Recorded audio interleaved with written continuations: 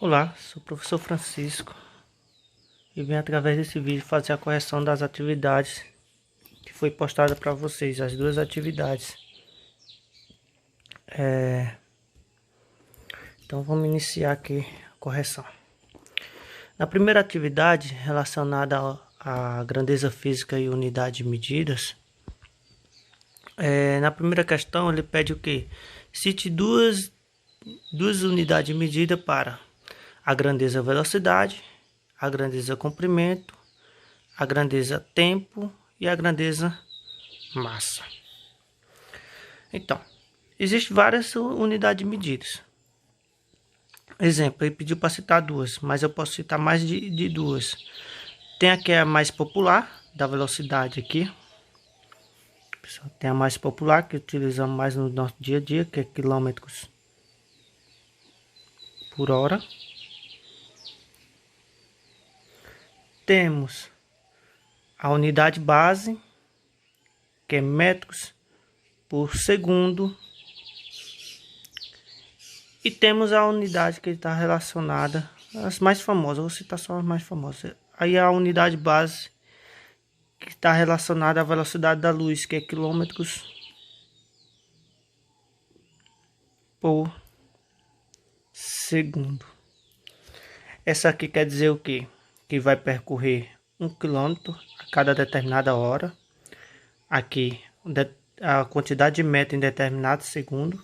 E aqui um determinado quilômetro em determinado tempo de segundo, ok? Tem também, eu posso associar metros por minuto, quantos metros eu vou percorrer a cada minuto, quantos metros a cada hora, ok? E assim por diante.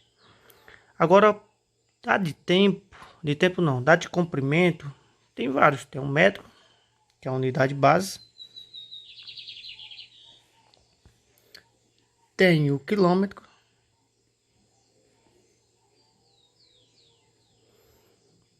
O que mais? Centímetros. Temos decímetros. Nanômetro. Picômetro. Temos vários unidades de medida relacionadas ao comprimento.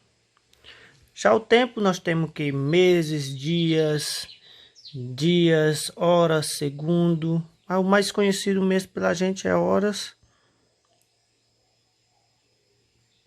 e segundos. E também minutos.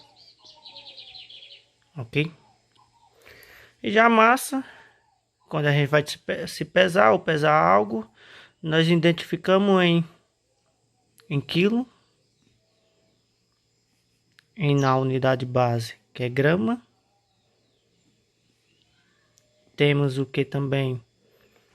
Miligrama. Que mais? Centigrama.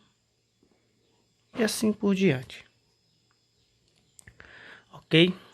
Aqui tem uma unidade base aqui da massa, a grama, do tempo, segundo, do comprimento, o metro, e da velocidade, metros por segundo, ok? Partindo para a segunda questão, ele pede para determinar a grandeza escalar dos determinados números. Ou seja, nós vamos transformar em notação científica esses números. A notação científica, pessoal, é praticamente parecida com potência de 10. É isso mesmo, vou transformar a vírgula aqui, meu número menor que 10. Menor que 10, transportando minha vírgula e multiplicar vezes 10, elevando a quantidade de vezes que eu multipliquei para que eu movimentei a minha vírgula.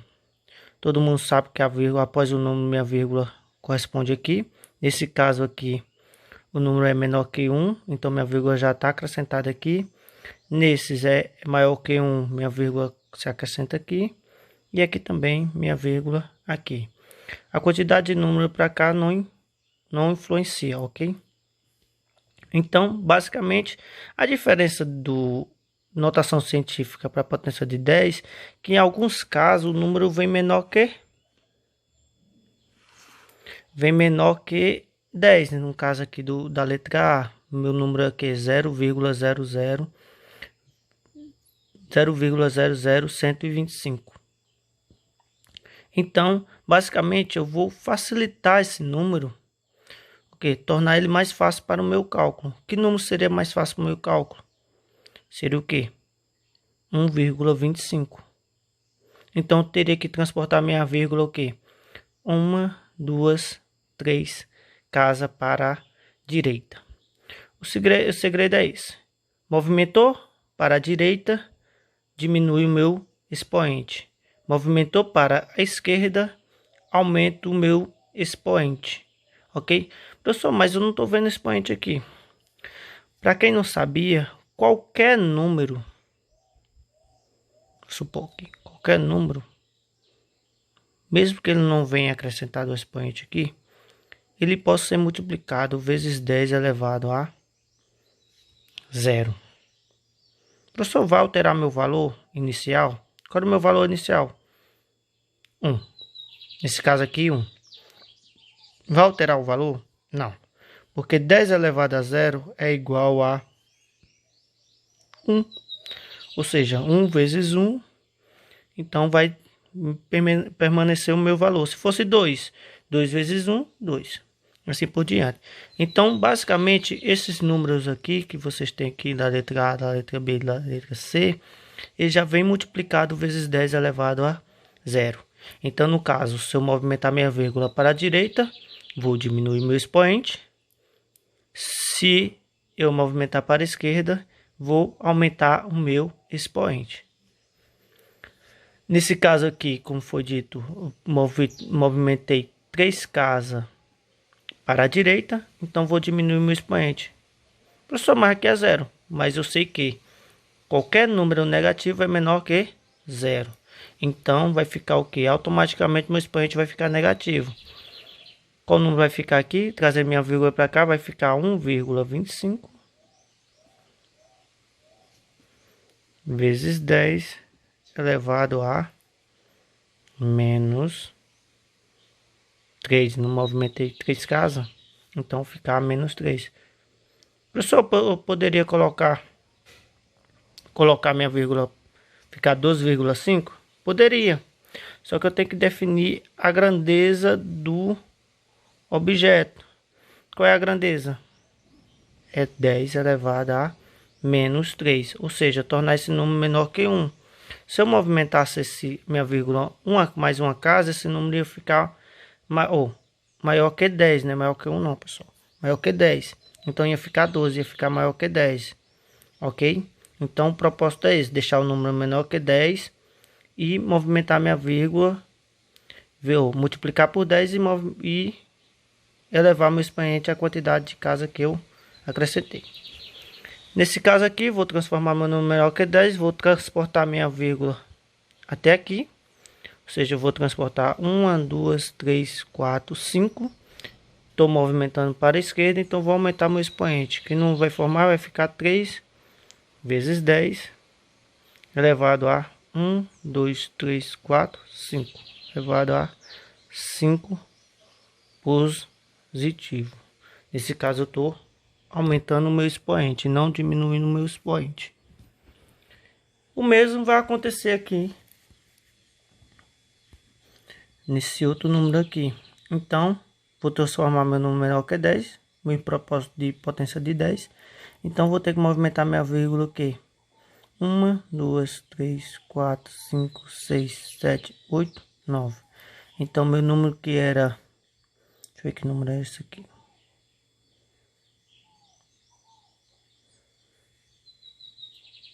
1000, casa de 100 mil, milhão, 3 bilhões, 3 bilhões e 800 milhões, aqui o valor. Então vai ficar o que? 3,8 vezes 10 elevado a... Movimentei 1, 2, 3, 4, 5, 6, 7, 8, 9. Então, elevado a 9 positivo. Quando eu perguntar qual é a grandeza física, simplesmente eu posso definir só onde está o meu expoente aqui, ó. Nesse caso, 10 elevado a menos 3, 10 elevado a 5 e 10 elevado a 9. Por que, professor? Porque na física nós utilizamos o quê? Números extremamente grandes e extremamente pequenos. Às vezes extremamente grandes e às vezes extremamente pequenos. Extremamente grande para representar a distância de uma galáxia para outra, de um planeta para outro. E extremamente pequeno, nós temos uma carga elementar que ela tem um valor, carga elementar, que ela representa os prótons e os elétrons, que ela tem um valor de 1,6 vezes 10 elevado a menos 19. Esse é o valor da carga, da minha carga elementar. Então é um número, é um valor extremamente pequeno. Ao estar negativo aqui, pessoal, não quer dizer que o meu número automaticamente vai ficar negativo. Isso representa o quê? Que ele é extremamente pequeno. Ou é pequeno ou é extremamente pequeno. Nesse caso é extremamente pequeno. Porque ficaria o seguinte, ó, como ficaria esse número aqui? Ficaria 16. Então minha vírgula estava aqui, ia ficar 1, 2, 3, 4, 5, 6, 7, 8, 9, 10, 11, 12, 13, 14, 15, 16, 17, 18, 19. Então ficaria, ó, o tamanho que ficaria meu número. Então, por isso utilizamos notação científica ou grandezas escalar para representar um determinado número, ou que seja extremamente grande ou pequeno, para na hora do meu cálculo facilitar, ok? Aí na terceira questão ele pede o que? Ele pede para citar as unidades base. O que é a unidade base? A unidade base é basicamente de onde eu vou partir o valor dos meus números. Eu sei qual é o valor de 1 metro. Exemplo. Nesse caso aqui que eu citei no início, as unidades básicas de cada um desses aqui. No caso do comprimento é o metro, do tempo, segundo, e da massa, a grama. A partir do valor, todos eles aqui é igual a 1, igual a 1, igual a 1. Todos eles é igual a 1. A partir dessas unidades base é que eu vou definir o valor das minhas outras unidades. Qual é a outra unidade de medida do comprimento? Aqui, nesse caso aqui, quilômetro.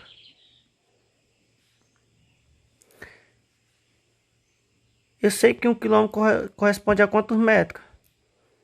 A 1000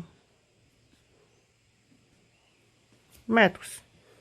Então, a partir dessa unidade base, eu vou definir o valor das minhas demais unidades. O segundo, deixa eu ver, 1 minuto. Eu sei que 1 minuto corresponde a 60 segundos. E aqui, 1 quilo é igual a 1000 gramas. Então, basicamente, o Sistema Internacional de Medida definiu uma unidade base, porque, de acordo lá aquele videozinho que eu postei para vocês, antigamente as medidas eram dadas pelo corpo humano, ou seja, a medida do corpo, de peça de corpo de determinado rei. E quando mudava de rei, aquela medida mudava de valor, porque nem sempre todo mundo tem a mesma medida do polegar, a mesma medida de um palmo, a mesma medida de um abraço. Então, basicamente, mudava. Então, o Sistema Internacional de Medida definiu uma medida padrão. Então, De acordo a cada grandeza física, eu vou ter uma unidade base, que aí daí dessa unidade eu vou determinar o valor das demais unidades de medida relacionada àquela grandeza. Nesse caso, 1 metro, que quilômetro, 1 quilômetro vai corresponder a 1000 metros. Nesse caso, 1 segundo, ou 1 minuto, que corresponde a 60 segundos, que é a unidade base do tempo. E 1 quilo corresponde a 1000 gramas, que é a unidade base da massa. E basicamente a quarta questão, eu queria saber o que? Antigamente era comum utilizar a parte do corpo humano como unidade de medida. Hoje elas ainda são utilizadas? Sim, são sim. Se sim, cite exemplo e sua grandeza de acordo com a unidade de medida, metros. Então, botei 2 exemplos aqui de qual são mais utilizados. Temos aqui a polegada e o pé. O famoso pé mesmo. O valor da polegada em relação à unidade metro, uma polegada corresponde a 2,54 centímetros e o pé a aproximadamente 30 centímetros. Para mim saber em relação ao metro, aqui eu só vou dividir por 100. Não é isso? Um metro corresponde a quantos centímetros? A 100 centímetros. Então, divido por 100 e eu vou ter o meu valor em metros. Aqui também é a mesma coisa. Isso aí fica para vocês fazerem. Então, todos estão relacionados à grandeza física de comprimento, não é isso? A sua unidade base é metro, como foi citado no coisa. A polegada é utilizada, hoje ela é utilizada para definir tamanho de monitores de computador. Nesse caso aqui tem 14 polegadas. Monitor de televisão. E o pé basicamente é utilizado para medir alturas. No caso, na aviação é muito utilizado a unidade de medida pés. Partindo para a segunda atividade, vamos falar sobre deslocamento escalar, distância percorrida e intervalo de tempo. Foi passada a questão 6 do livro didático de vocês, 6, 8, se eu não me engano. Eu acho que também a questão, acho só essas, e a questão 11, isso da página 36 e 37. Aí também tem anterior, introdução ao estudo do movimento. A questão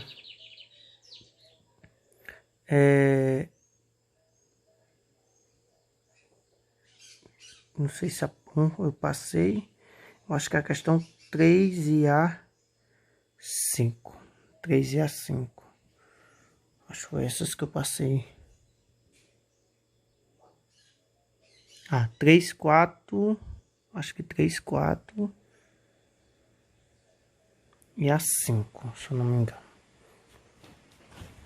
Mas se eu passei outra questão, de acordo as demais, dá para responder. Então vamos lá. A terceira questão da página 32. A terceira questão da página 32 diz o quê?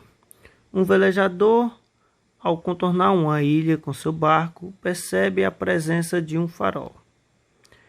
É possível dizer que o farol se movimenta em relação ao barco? Justifique. É possível, pessoal, que o farol se movimenta em relação ao barco? Sim, pode ser possível. Isso sim. Acho que eu não vou nem escrever, vou só ditar para vocês. Acho que sim. Isso se eu considerar o meu barco como ponto de referência,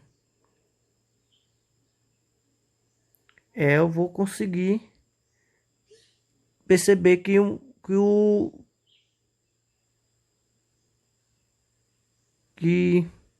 farol está em movimento.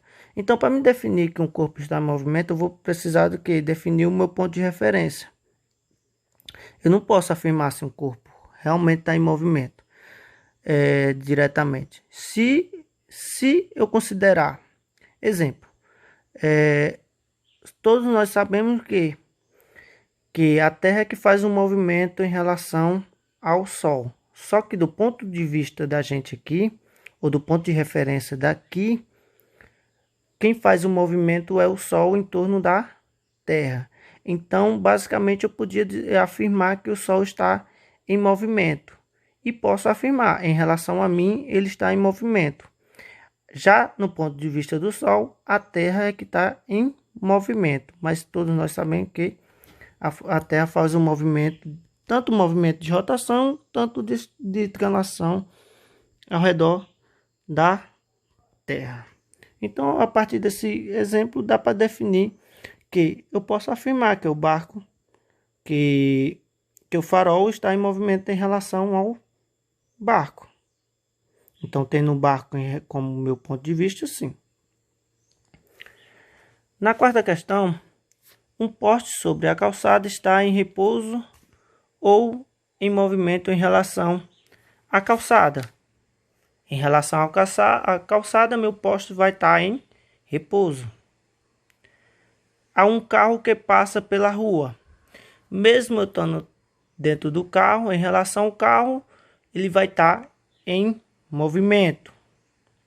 E em relação ao Sol, em movimento, como foi dito, em relação ao Sol, que a Terra faz um movimento de rotação e translação, em relação ao Sol ele vai estar em movimento. Na quinta questão, ali fala o seguinte: o viajante a trafegar em seu automóvel por uma estrada retilínea, quando é ultrapassado por outro automóvel que trafega na mesma direção e sentido, ocupado por um viajante B. Nesse instante, deixa eu olhar para o livro, pessoal, que eu estou olhando pelo... Nesse instante, ambos são observados por um guarda rodoviário parado em um acostamento na rodovia.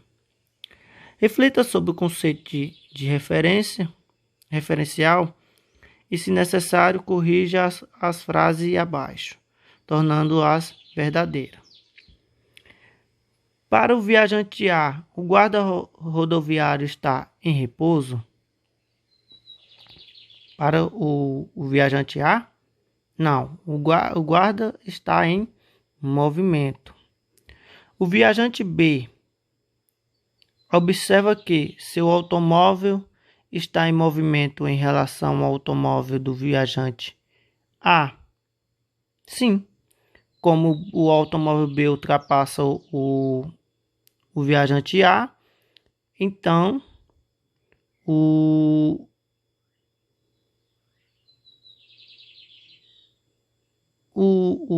automóvel A vai estar em movimento. Não. O viajante B observa que seu automóvel está em movimento em relação ao automóvel do viajante A. Não. Pelo viajante B, como ele ultrapassou o viajante A, no ponto de vista do viajante B, o automóvel A é que vai estar em movimento. Para o guarda rodoviário, o viajante A está em repouso em relação ao viajante B? Não, para o guarda rodoviário que está parado, ambos estão em movimento. Agora vamos para a questão 6 da página 36. Na figura abaixo estão representados os pontos A, B, C e D sobre o eixo orientado X, sendo o ponto O, ou ponto 0, a origem do movimento. Então, tendo esse ponto aqui como origem do movimento. Acho que não vou precisar escrever isso aqui. Então, aí. Acho que dá para me escrever no próprio livro aqui. Aí ele pede o quê? Encontre. Letra A, a posição do ponto A ao ponto B, do ponto A, B, C e D. Se eu tenho um ponto de origem, que é 0, então posso definir qual é a distância entre o ponto A em relação ao meu marco 0, o B, o C e o D. Meu ponto A está localizado, como eu adotei meu sentido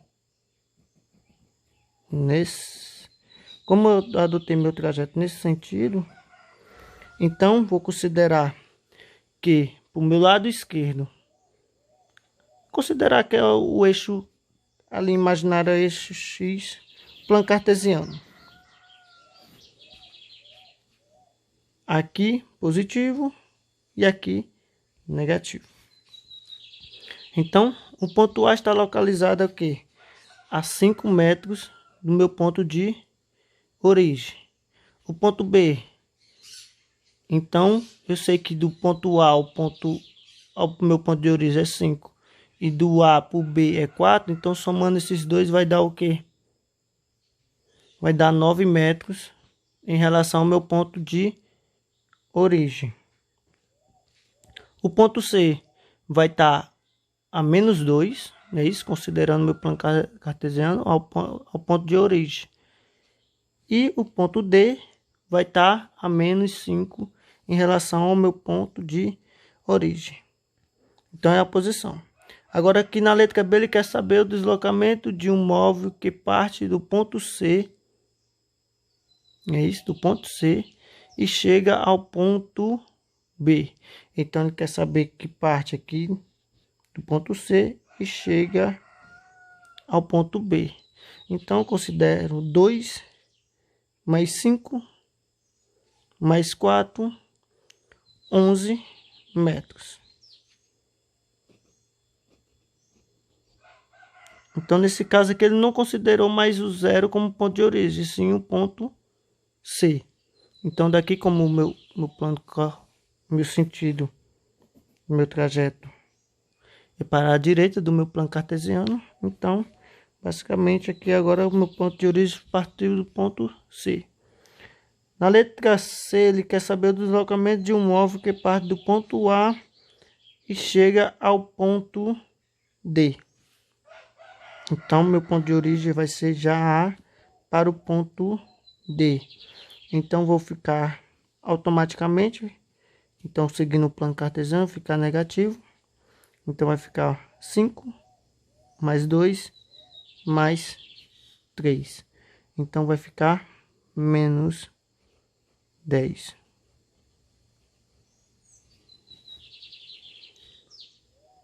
O tipo de movimento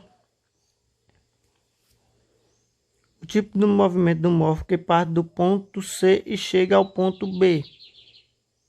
E se a duração for de 22 segundos. Como ele está no mesmo sentido do ponto C ao ponto B, está no mesmo sentido do meu trajeto, então eu digo que o tipo de movimento é progressivo. Se fosse ao contrário do meu trajeto adotado, seria retrógrado. O tipo de movimento do móvel que parte do ponto A e chega ao ponto D, se gastou 5 segundos para correr o trecho, então nesse caso, ó, ele já fez sentido ao contrário do meu ponto do meu trajeto adotado. Ele já fez ao contrário. Então vai ser um movimento retrógrado. Na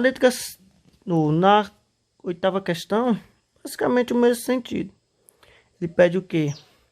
Determine a posição correta e esses pontos, considerando como origem dessa trajetória o ponto M.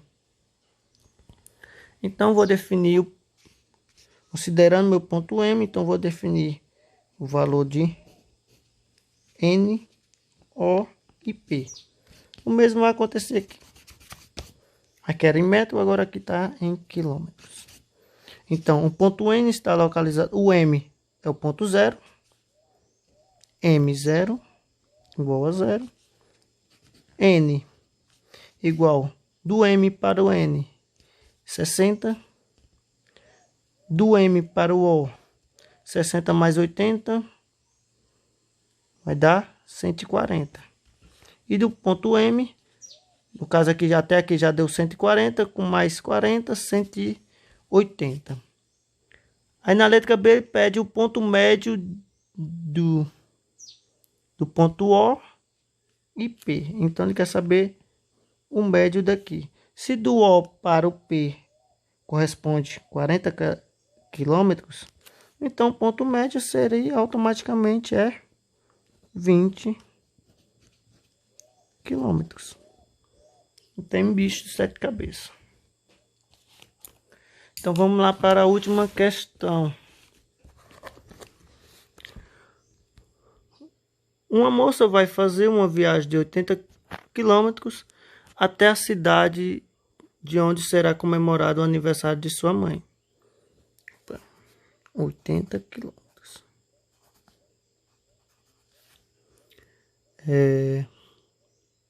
Ao ligar o carro, ela nota que o combustível está na reserva. Para chegar ao posto de gasolina mais próximo, ela precisa percorrer 15 km no sentido contrário.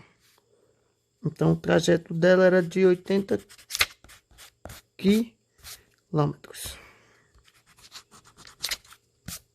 Então ela faz mais 15 quilômetros ao contrário. E aqui 80 quilômetros. Se depois de abastecer o carro, a moça segue em linha reta até a cidade de sua mãe, qual será o deslocamento escalar e a distância percorrida de sua casa? O deslocamento dela, o ponto de origem da casa dela é o quê? Para a casa da mãe dela é o quê? 80 km. Então o deslocamento dela é de 80 km. Só que a distância percorrida dela foi o que? Ela percorreu 15. Para ir 15 para voltar corresponde a 30 quilômetros. Mais o 80 quilômetros do seu deslocamento.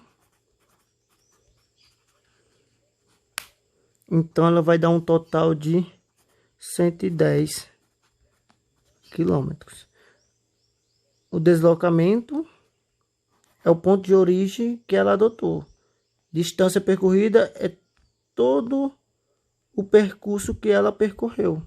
Toda a distância que ela percorreu para até chegar ao seu ponto de origem. Ok, pessoal? Espero ter ajudado. Até a próxima.